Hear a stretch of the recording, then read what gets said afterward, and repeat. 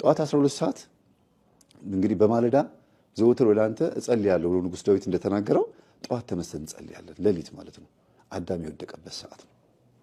አዳም በጣም ከባድ ውጥረት የመጣበት ሰዓት፣ ዲያብሎስ መጥቶ ያሰናከለበት ሰዓት ስለሆነ ሁልጊዜ ሌሊት በኪዳን እንድንሄድ ሌሊት 12 ሰዓት ላይ ሄደን ኪዳን እንድናደርስ ተገደናል ማለት ነው። አዳም ከውድቀቱ የተነሳው በክርስቶስ ትንሣኤ እንደሆነ ሁሉ እኛም ደግሞ እንድንነሳ እባክህን ብለን ሌሊት ተነስተን እንጸልያለን። ሌላው ከእንቅልፍ ተነስተን በምንጸልይበት ሰዓት አእምሯችን ነጭ ወረቀት ነው፣ ሪፍሬሽ አድርጓል። በእንቅልፍ ድካሙን አስወግዷል። ልክ ከእንቅልፍ እንደተነሳ ፊትን ታጥበህ ስትጸልይ የክት ጸሎት ነው የምትጸልየው። ቶሎ አእምሮ የመያዝ አቅም አለው። አንዳንድ የመንግስት ሰራተኞች ወይም የግል ድርጅት ያላቸውም ሰዎች ምን ይሉኛል፣ መምህር ጠዋት ድንገት ሬዲዮ ዘፈን ከሰማኝ ሙሉ ቀን አብሮኝ ይውላል ይላሉ። ሙዚቃም ከሆነ መዝሙርም ከሆነ እንደዛው አእምሮህ ልክ ከእንቅልፍ እንደተነሳ የምትነቃው በመዝሙር ከሆነ ያ መዝሙር ሙሉ ቀን አብሮህ ነው የሚውለው። ለዚህ ነው አባቶች ጠዋት እንድንጸልይ ያደረጉት፣ ጸሎቱ አብሮን እንዲውል ስለተፈለገ ነው። ድንገት እንኳን ስራ በዝቶብህ የ3 ሰዓቱንም የ6 ሰዓቱንም የ9 ሰዓቱንም ባትጸልይ እንኳን የጠዋቱ ጸሎት አብሮህ ይውላል። እያልክ እየዘመርክ ነው የምትውለው ሳታውቀው። ለምን አእምሮ የሰጡትን ነው የሚያቀብለው። ነጮች ኮንሺየስ አንኮንሺየስ ማይንድ የሚሉት ይሄን ነው። ይሄ ፊት ለፊት ያለው ቅርቡ አእምሮ ለውስጠኛው አእምሮ ያቀብለዋል ይላሉ። እኛ ደግሞ የምንለው ምንድነው? አእምሮና ህሊና ነው የምንለው። እነሱ ናቸው የከፋፈሉት እንጂ ህሊና ዋናው ትልቁ ይሄ ውስጥ ያለው ድብቁ አእምሮ ነው፣ ፈራጁ ነው። ኃጢአት ስትሰራ ጸጥ ብሎ ይቀር ማነው? ዝም ብሎ ይቀመጥና ልክ ኃጢአት ስትሰራ ይላል። እሱ ድብቁ አእምሮ ነው። ይሄ ፊት ለፊት ያለው አእምሮ ግን ያቀበልከውን ልጠጣ ስትል ጠጣ ይላል። ይሄ ድብቁ አእምሮ የተሰጠውን ነው የሚቀበለው። ይሄ ፊት ለፊት ያለው ግን ስሜት ነው። አድርግ ብላ ጠጣ ምናምን ይላልና ጸሎትንም ላድርግ ብለህ ስትነሳ እሺ ብለህ ስትጸልይ ይቀበላል። ያንን ዘፈንም ከሆነ ይቀበላል። የሰጠኸውን የሚቀበል ከሆነ ምንድነው መስጠት ያለብህ ነው ለአእምሮህ። አሁን ምን ልስጠው ብለህ ነው ማሰብ ያለብህ። ክርስቲያን ሁልጊዜ ጠዋት የእግዚአብሔርን ቃል እንደ ምግብ ይሄን መጽሐፍ ብላ ብሎ የተናገረው መጽሐፍ ቅዱስ ስለዚህ ነው ብላ የሚበላ ነው ማለት ነው የእግዚአብሔር ቃል። ሁለተኛው ደግሞ 3 ሰዓት ላይ የምንጸልየው ጸሎት ነው። 3 ሰዓት ላይ ጌታችን ኢየሱስ ክርስቶስ የተገረፈበት ሰዓት ነው። ድንግል ማርያም ከገብርኤል ብስራት የሰማችበት ሰዓት ነው። እንደገናም ደግሞ ሊፈርድ የሚመጣበት ሰዓት ነው። ሊፈርድ ዓለምን ሊያጠናቅቅ ግንቦት መጋቢት 29 እሁድ ቀን ዓለም የምትጠፋበት ቀን ነው አይደል? በቤተ ክርስቲያናችን ተጽፏል። የትኛው መጋቢት የትኛው 29 እንደሆነ አይታወቅም እንጂ መጋቢት 29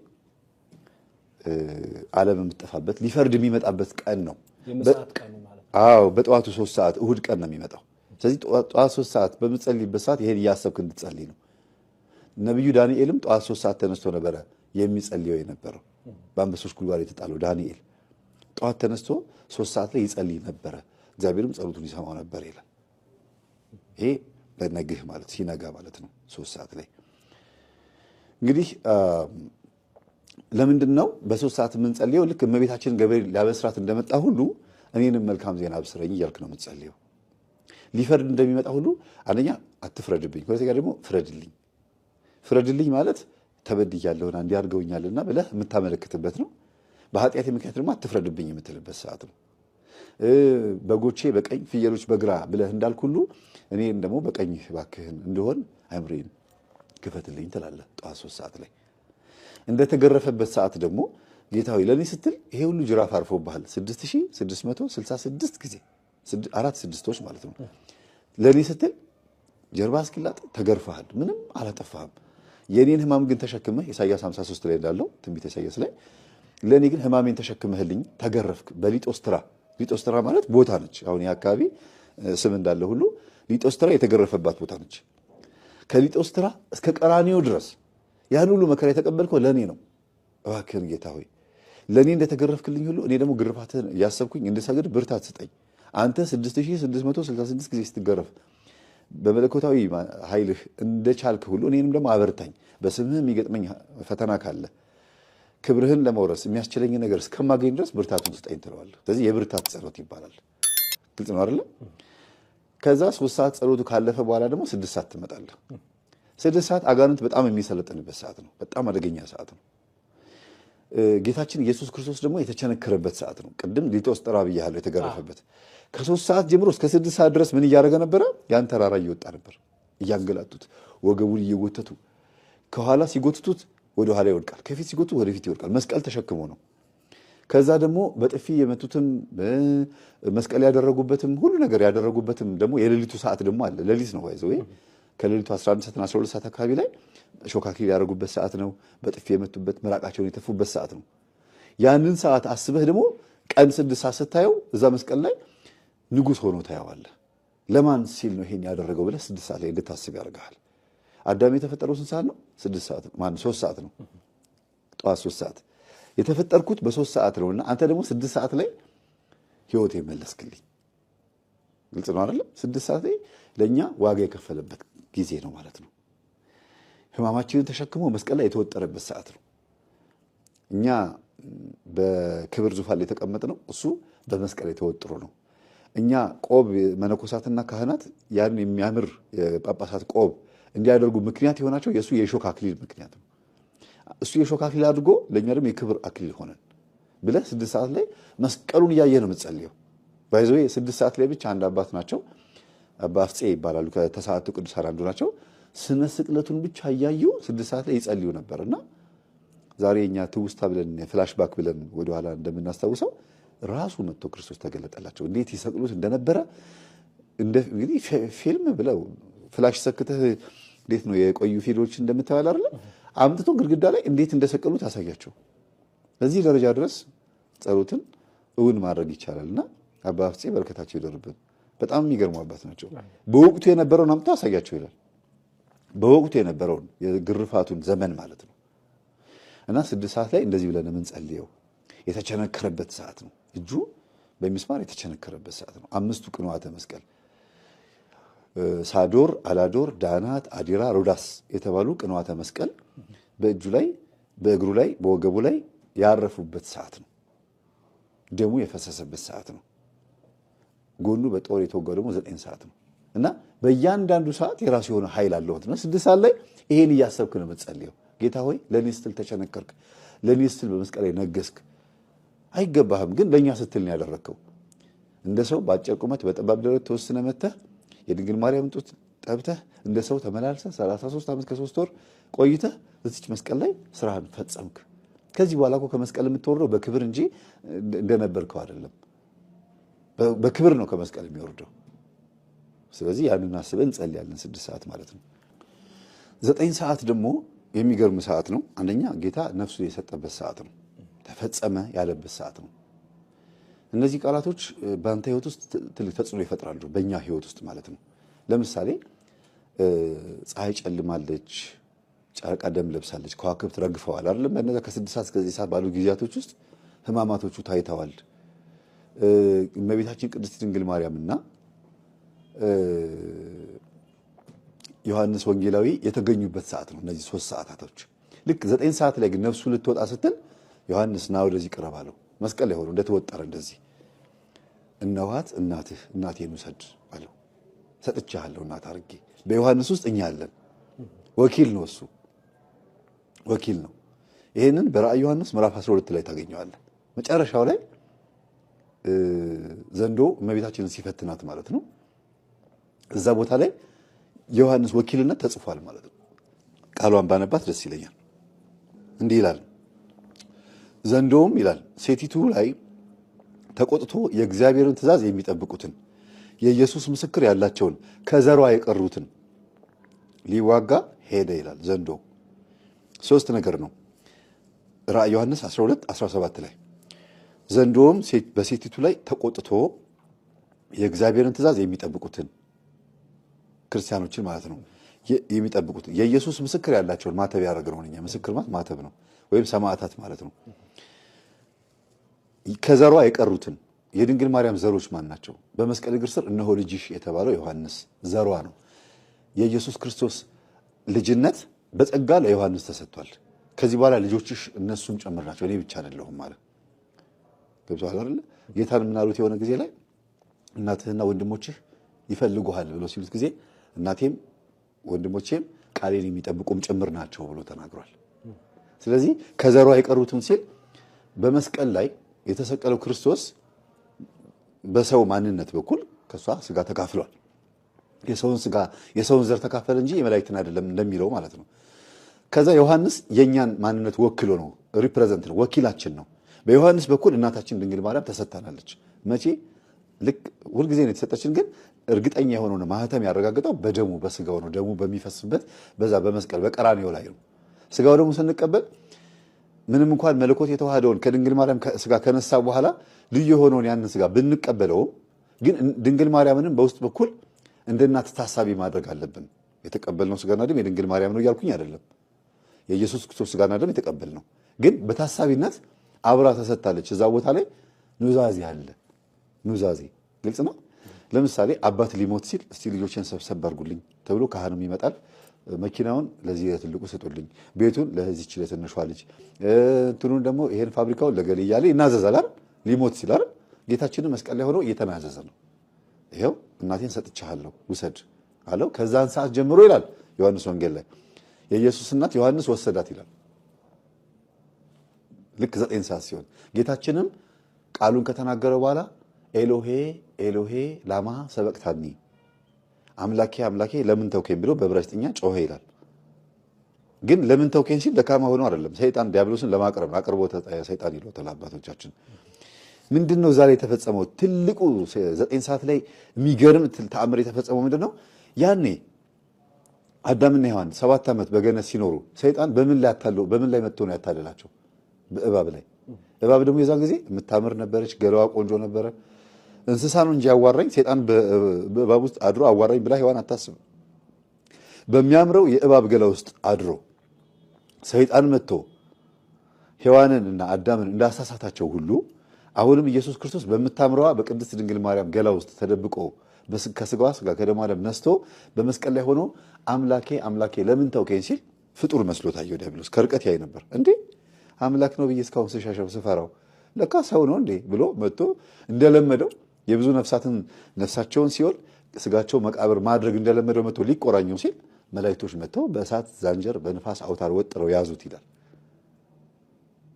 ስለዚህ አምላኬ አምላኬ ለምን ተውከኝ ያለው ሰይጣን ጸጋ የተገፈፈ መንፈስ ስለሆነ ማስተዋል አይችልም እና በድንግል ማርያም ስጋ ውስጥ ተደብቆ ወይም የለበሰው ስጋ የድንግል ማርያም ስጋ ነው አይደል? በዛ ማንነት ውስጥ ተደብቆ ኤሎሄ ኤሎሄ ወይም አምላኬ አምላኬ ብሎ ሲጮህ ደካማ ስጋ መስሎ ታየ። አቅርቦተ ሰይጣን ነው። 9 ሰዓት ላይ ስንጸልይ እኛ ብዙ ጊዜ ጌታ ሆይ እኔ የማውቀው ነገር የለም እባክህን አድነኝ ይቅር በለኝ እያልን ስንሰግድ የማንን ኃይል እየጠበቅን ነው? የእግዚአብሔርን ኃይል። ስለዚህ እኛ በትህትና ዝቅ ባልን ቁጥር ኃይል እናገኛለን። ሰይጣን ሊይዘን ሲመጣ በምንለምነው አምላካችን ስም እንይዘዋለን ማለት ነው። ለዚህ ነው ክርስቶስ የሚያደርጋቸው ነገሮች በሙሉ እኛ እንድናደርጋቸው ያደረገው። አቅርቦተ ሰይጣን የተባለውም ያ ነው። መቼም አርፎ ተቀምጦ የነበረውን ሰይጣን ማቅረብ እንዴት ይሆናል ብለህ ልትል ትችላለህ። ሊይዝህ ነው አድፍጦ የነበረው። ቅዱስ ጴጥሮስ ሲናገር ሰይጣን የሚውጠውን ፈልጎ እንደሚያገሳ አንበሳ በዙሪያችሁ ይሽከረከራል ዲያብሎስ ብሎ ነው የተናገረው። ስለዚህ በዙሪያ ያንዣብብ የነበረው መንፈስ ና ብለህ የምትይዘው በትህትና ዝቅ ብለህ ስትሰግድ ክርስቶስ ያደረጋቸው ነገሮች ስታደርግም ጭምር ነው ማለት ነው። 9 ሰዓት ያን ነው የሚያመለክተው። ተፈጸመ ብሎ ድንግል ማርያምንም ልጅ ሰጣት። ዮሐንስም ደግሞ እናት አገኘ። ለምድራችን ከሔዋን ቀጥሎ ቤዛ የሆነች ወይም ምትክ የሆነችው ድንግል ማርያም ናት። ሔዋን እናት ነበረች፣ የሕያዋን ሁሉ እናት ነች። ሔዋን ግን በ7 ዓመት ውስጥ ብቻ በገነት ላይ በሰላም ኖራ ከ7 ዓመት በኋላ የሕያዋን ሁሉ እናት መሆን ቀርቶ የጥቂት ሰዎች የጥቂት ልጆች እናት ብቻ ሆነች። ድንግል ማርያም ግን አሁን የሕያዋን ሁሉ እናት እንድትሆን ስሟን ለጠራ የኢየሱስ ክርስቶስንም አምላክነት ላመነ በሙሉ እናት ነች። ልጇን ያከበረ እሷን ያከበረ ክብር ለሚገባው ክብርን የሰጠ እናቱ ነች። የቀረ ደግሞ ቀረበት አይደለም። ስለዚህ የድንግል ማርያም እናትነት የተሰጠበት ሰዓት ነው 9 ሰዓት እና ኢቭን የምታመሰግንበትም ሰዓት ነው። ስሟንም ጠርተህ ይቅር በይኝ እናቴ ሆይ ከጌታ አስታርቂኝ የምትልበትም ሰዓት ነው። እግዚአብሔርንም ስለ ድንግል ማርያም ብለህ ይቅር በለኝ የምትልበትም ሰዓት ነው። ለምን ሰጥቶናል በዛ ሰዓት እና 9 ሰዓት በጣም የተለየ ሰዓት ነው። ለሰው ልጆች ነፍሱን ሰጠ ተፈጸመ ብሎ የጮኸበት ሰዓት ነው። የዛን ሰዓት ጨረሰ ሞተ ማለት ነው። ሞተ የምንለው ሞተ በስጋ ተብሎ የሚጸልየው በዛ ሰዓት ነው እና እዚህ ሰዓት ላይ ስትጸልይ እንዴት እንደሚል አስበው። ከዛ ዮሴፍና ኒቆዲሞስ ደግሞ መጥተው ከመስቀል ላይ ያወረዱት ደግሞ 11 ሰዓት ነው ማለት ነው። 11 ሰዓት ጸሎት ነው ይባላል። እንዲያውም ሲነገር ሰምተህ ከሆነ 11ኛው ሰዓት ሲባል አልሰማህም? ምን ማለት ነው?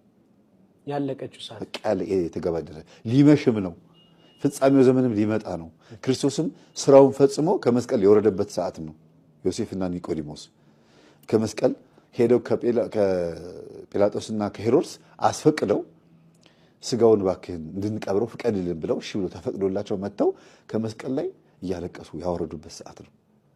ከዛ ወርዶ ደግሞ ወደ መቃብር የሄደበት ሰዓት ነው። ወስደው ቀበሩት ይላል በጎልጎታ። አስበው፣ አምላክ ነው፣ ፈጣሪ ነው፣ መለኮት ነው፣ ግን ከስጋ ጋር ተዋህዷል። የጋለ ብረትን በመዶሻ ስትቀጠቅጠው እሳቱን ነው ወይስ ብረቱን የቀጠቀጥከው? አብሮ ነው። መለኮትም ስጋ ጋር መጥቶ ተዋህደና አይሁድ ገረፉት፣ ተፉበት፣ ሰቀሉት፣ ቸነከሩት ሲባል አብሮ መለኮትም አለ ማለት ነው። ግልጽ ነው አይደለ? ስለዚህ ሲቀበርም ሞተ ሲባል በስጋ ሞተ ነው የምንለው፣ ግን ክርስቶስ አምላክ ነው፣ ሕያው ነው። ሞትን ለማሸነፍ መቃብር መግባት አይጠበቅበትም ነበር፣ ግን ሰው ሆኗል።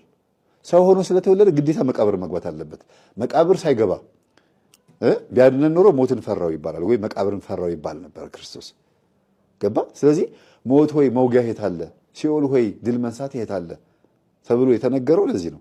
ይኸው ግን መጥቶልሃል። የክብር ጌታ ኢየሱስ ክርስቶስ መቃብር ድረስ ወርዶ ተቀበረ፣ እንደ ሰው ተገንዞ ተቀበረ። ሰው ያደረገውን ሰው የሚሆነውን በሙሉ ሆነ ከኃጢአት በስተቀር ይላል። ከኃጢአት በስተቀር ሁሉን አደረገ። መቃብር ድረስ ሄዶ ሞትን ተጋፈጠው።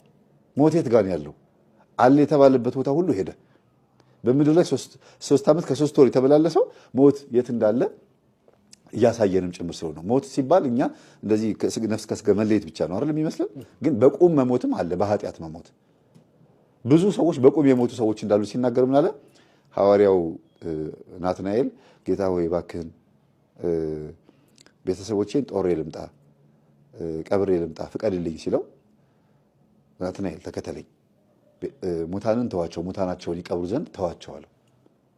ሙታንን ተዋቸው፣ ሙታናቸውን ይቀብሩ ማለት የሞተ ሰው ካለ በቁም ያለ እንደ ሞት የተቆጠሩ ሰው ይቀባበሩ፣ አንተ ግን ወደ ህይወት ና ማለቱ ነው። እኔ ህይወት ነኝ፣ እኔ መንገድ ነኝ፣ እኔ እውነት ነኝ ማለቱ ነው ሲናገር። ስለዚህ በቁም መሞትም ስላለ በቁም መሞትን መጀመሪያ ካስተካከለ በኋላ የቁም ሙታንን ካስተማረ ካነቃ በኋላ ንዋም ማለት እንቅልፍ ማለት ነው አይደለም።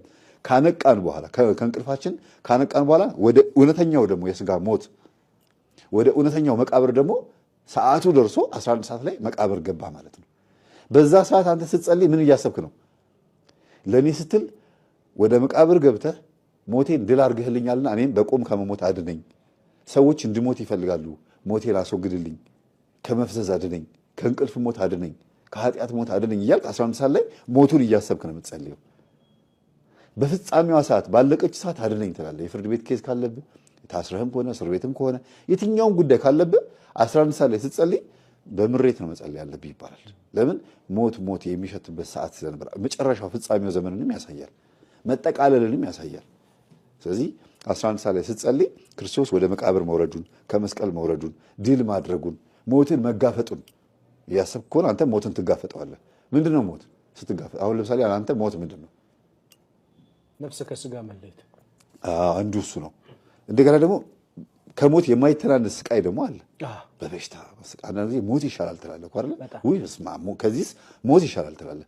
እሱን እንድትጋፈጠው ነው 11 ሰዓት ላይ የምትጸልየው። ክርስቶስ ያን ሁሉ ተጋፍጦ ጥፊውንም እንዲያውም አንዳንድ ጊዜ በመካከላቸው አምልጧቸው ይሄድ ነበር ይላል። ተአምር ሲሰራ እንዲያውም ክርስቶስን ሊይዙትና ወደ ገደል ሊጥሉት ሲሉ ክርስቶስ ተሰውሮባቸው ትቷቸው ይሄድ ነበር። እንዴት አለ ብሎ ሲሉ እሱ እዛ እየተራመደ ነው። ሊገሉት እየመጡ ዮሐንስ ወንጌል ላይ ምን ይላል? በመጨረሻው ሰዓት ሐሙስ ማታ ባለቀ ሰዓት ይሁዳ በመሳም አሳልፎ ሊሰጠው ሲመጣ ማንን ትፈልጋላችሁ ሲላቸው ድምፁ ወደኋላ ፈነገላቸው፣ ወደቁ ይላል። ግን የሚሞትበት ሰዓት ነው፣ የሚያዝበት ሰዓት ነው። ወደ ሐናና ቀያፋ ግቢ የሚገባበት ሰዓት ነው።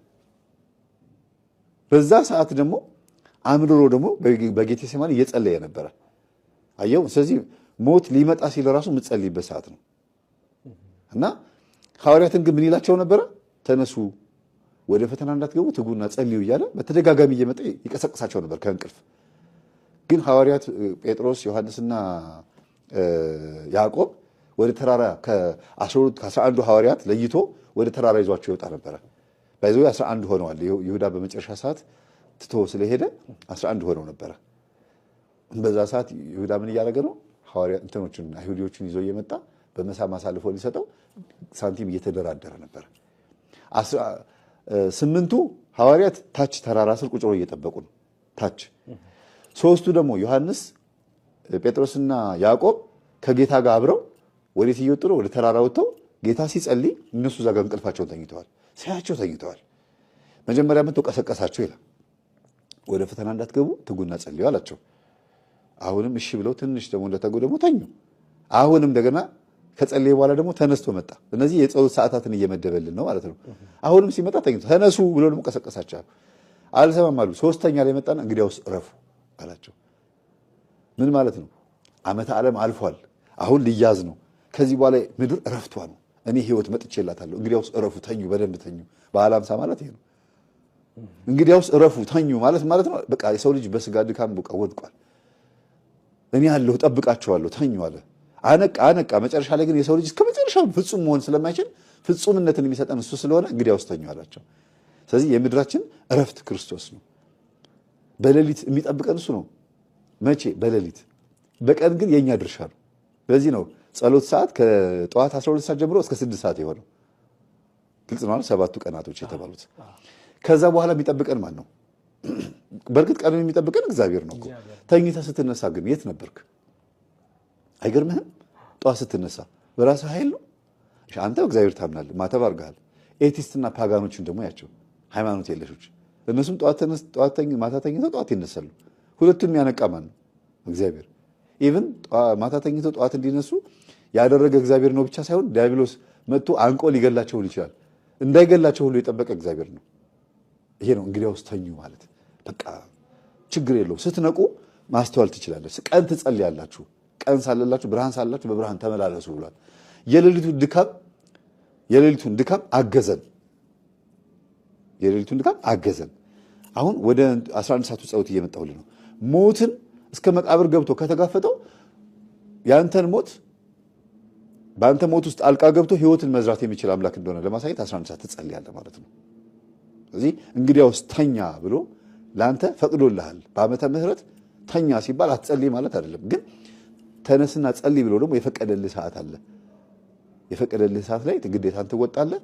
ከ6 ሰዓት በኋላ ግን እንቅልፋቸው ሲያዳክማቸው እንግዲያውስ ተኙ ብሎ ፈቀደላቸው። ጠዋት ሲነሱ ግን መጸለይ አለባቸው። ግልጽ ነው አይደል? ማውራ 11 ሰዓት በዚህ ተጠናቀቀ። ወደ ማታ 3 ሰዓት እንጸልያለን።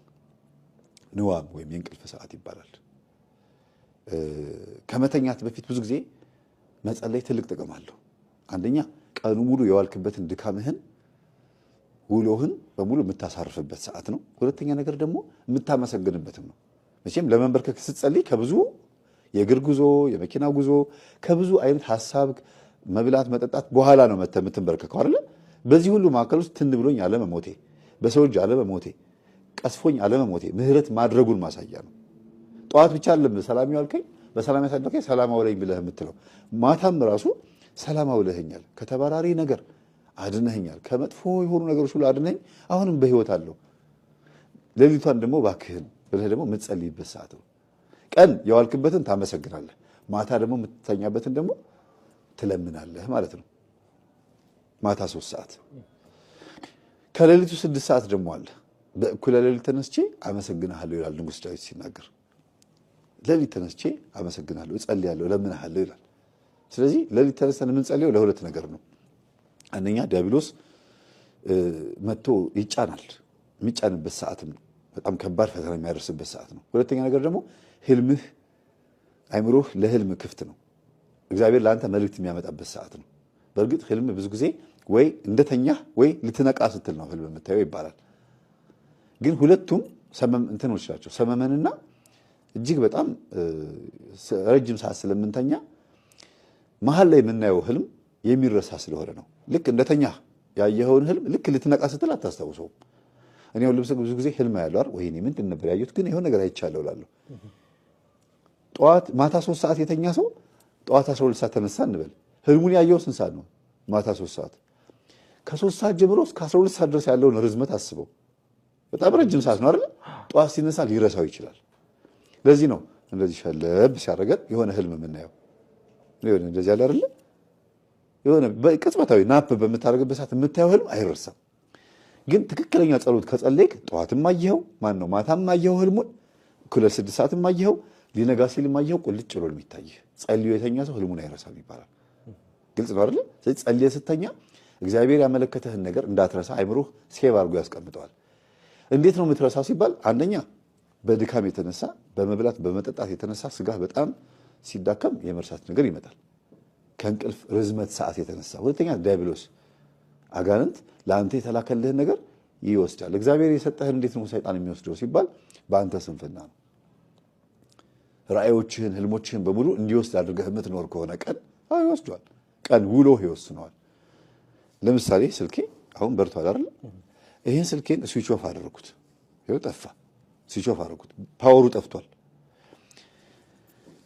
አንተ ከቀኑ 3 ሰዓት ላይ ሜሴጅ ላክልኝ። ቀን 3 ሰዓት ላይ ስልኬ ግን ፓወሩ ጠፍቷል፣ አላየሁትም። ምክንያቱም ጠፍቷል።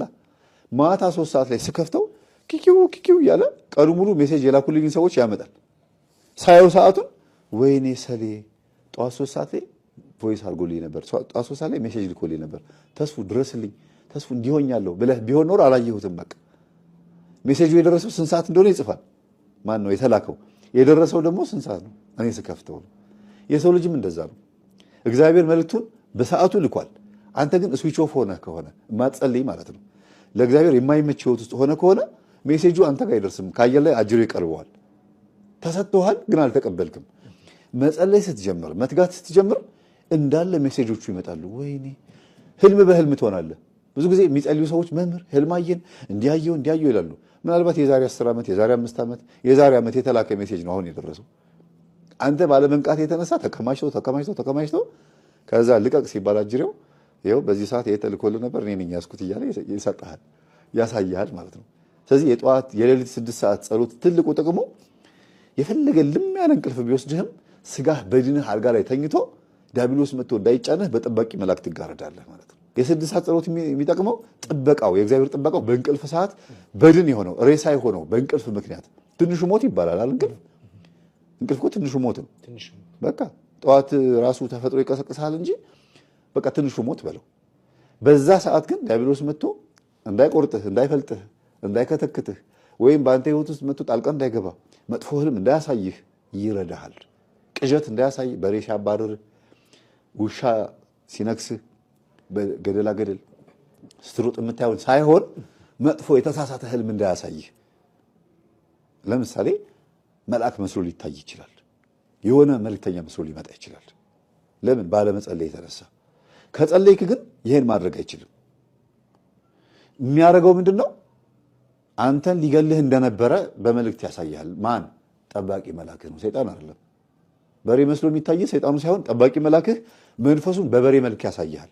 በሬ ሲባል የሚወጋ ፊጋ በሬ ሆኖ ሲያባርር ካሳየ አንተ ላይ መንፈሱ ተናዶብሃል ማለት ቀን ባደረከው መልካም ነገር ድሃ በመርዳት በመጸለይ በመስገድ በማስቀደስ ስለተበሳጨ ማታ እንዲህ ነው ልታመልጠኝ ነው እያለ በበሬ ያሳያል። በውሻም ውሻ ደግሞ የዝሙት መንፈስም ነው፣ ዛርም ነው። ቡችላ ከሆነች የዝሙት መንፈስ፣ ትልቅ ውሻ ከሆነ የዛር መንፈስ ተብሎ ይተረጎማል። ይሄ መንፈስ አንተ ላይ ሌሊት መጥቶ ተጽዕኖ እንዳይፈጥርብህ ጠባቂ መልአክህ ጥሩ መልእክት ለህይወት፣ ለቤተሰብ፣ ለሚስት፣ ለትዳር የሚጠቅምህን መልእክት የሚያሳይህ 6 ሰዓት በምትጸልየው ጸሎት ነው ማለት ነው። ግን የሥራ ሰዓታቸው አጉል የሆነባቸው ሰዎች መጸለይ የማይችሉ ምንድነው ማድረግ ያለባቸው የሚለውን ባጭሩ ጠቅለል ማድረገው 7ቱን ጸሎቶች መጸለይ እንኳን ባይችሉ ቢያንስ ታክሲ ውስጥም የሆነ ሰው ስልኩን አላርም ይሞላል። ለምሳሌ ይሄው በእጃችን ላይ ትልቅ ነገር አለ። በድሮ ጊዜ ስልክ አልነበረም፣ ራሱ መንፈስ ቅዱስ ነው የሚያግዘን። አሁን ግን ደካማ እንኳን ብንሆንም አላርም እንሞላለን። ሌሊት 12 ሰዓት ላይ 6 ሰዓት 3 ሰዓት 9 ሰዓት 11 ሰዓት 3 ሰዓት እያለን እንሞላውና ሰዓት ልክ ቴቴው ብሎ ሲጮህ ታክሲ ውስጥ ከሆንክ እዛ ብቻም አትሰግድም። ታክሲ ውስጥ ወይም መኪና ውስጥ በመንገድ ላይ ትራፊክ ይዞ አትሰግድም። ስብሰባ ላይ የምትሆን ግን ወዲያው አላርሙን ተዘጋውና አቡነ ዘበሰማያት ይትቀደስ ስምከ ትላለህ ወይም አባታችን ትላለህ። በቃ 55 ሰከንድ ናት። ልክ ገዳም የሚጸልዩ አባቶቻችን ከሚጸልዩት እኩል በረከት ታገኝበታለህ። ባለህ ሰዓት የሚፈለገው ዋናው ትልቁ ጉዳይ ማሰብህ ነው። ሲመችህ ግን ቢሮ ውስጥም ከሆንክ የሆነ ምቹ ቦታ ላይ ከሆንክ ግን 3 ሰዓት ላይም ሆነ 9 ሰዓት ላይ ጸሎት መጽሐፍን ገለጥ አድርገህ ገብተህ 1 20 ደቂቃ ጸሎት አድርገህ ሰገድ አድርገህ ወደ ጉዳይ መግባት። በተለይ ቢሮ ውስጥ ብቻቸውን የሚሰሩ ሰዎች የመስገጃና የመጸለያ ቦታ ካላቸው በስራ ጊዜያቸው ላይ ይሄን ሰዓት ቢጠብቁት ይባረኩበታል። ከደሞዝ ጋር በተገናኘ ከስራ ምቀኛ ጋር በተገናኘ ከማንኛውም ህይወታቸው ጋር ትዳርን በተገናኘ መጸለይ የሚችሉበት ከገዳማውያን አባቶች ከመናኞች አባቶች ጋር በመንፈስ የሚገናኙት ይችን ሰዓት ሲያከብሯት ነው። ስለዚህ ማጠቃለያው ምንድነው? እግዚአብሔርን በሁሉም ሰዓት ማሰብ አለብን። የጸሎት ሰዓታትን ማክበር ግን በትንሹ የታመነ በብዙ ይታመናል የሚለውን ቃል ለመንፈጽመው ማለት ነው።